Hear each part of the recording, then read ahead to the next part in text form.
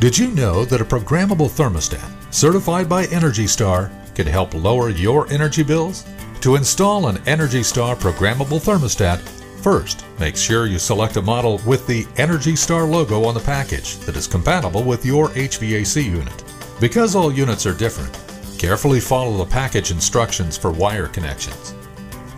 Begin by turning off the power at the circuit breaker box for both the thermostat and HVAC unit. Remove the cover of your existing thermostat, keeping wires apart and not letting them touch.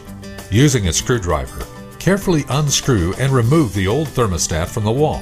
Most thermostats will be color-coded. Match the wires in your wall to the portals on your new ENERGY STAR thermostat and carefully connect them.